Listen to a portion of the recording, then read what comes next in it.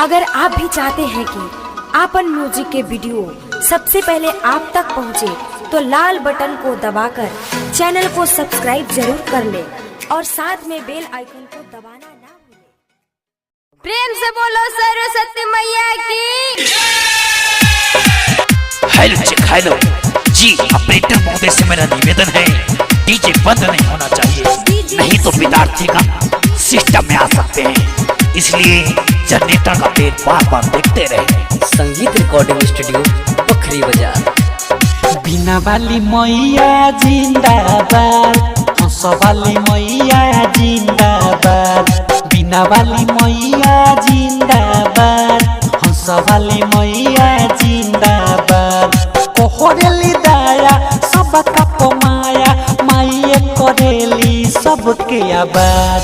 हंस वाली मैया जिंदाबाद, बिना वाली मैया जिंदाबाद, हंस वाली मैया जिंदाबाद, बिना वाली मैया जिंदाबाद। हेलो जी हाँ, मौजूद सरस्वती पूजा समिति आप सभी भक्तों का हार्दिक अभिनंदन करती है और करते ही रहेगी। कृपया आप लोग शांति बनाए रखें, क्योंकि पूजा अपने चरण सीमा पे है। संगीत रिकॉर्डिंग स्टूडियो पोखरी बाजार।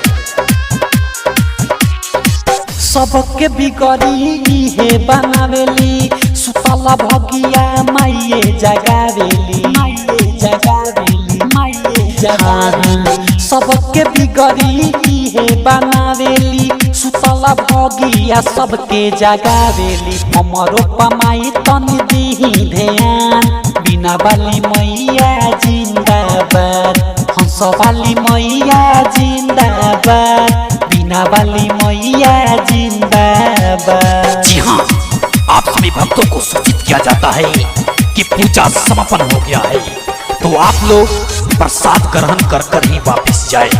है बच्चा है, चप्पल चुरा रहा है, पंडित जी बहुत मार मारेंगे, शांति बनाओ। संगीत रिकॉर्डिंग स्टूडियो पोखरी बाजार।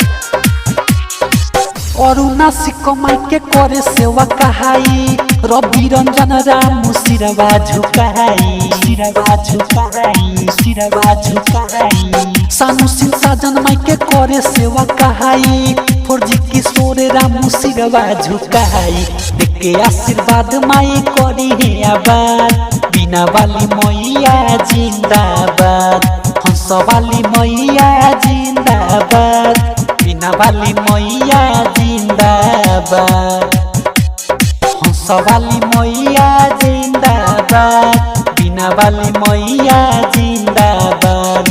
कोहरेली दया सबका पमाया, माइये करेली सबके आबाद, बिना वाली मैया जिंदाबाद, हंस वाली मैया जिंदाबाद, बिना वाली मैया जिंदाबाद, हंस वाली मैया जिंदाबाद। संगीत रिकॉर्डिंग स्टूडियो पोखरी बाजार।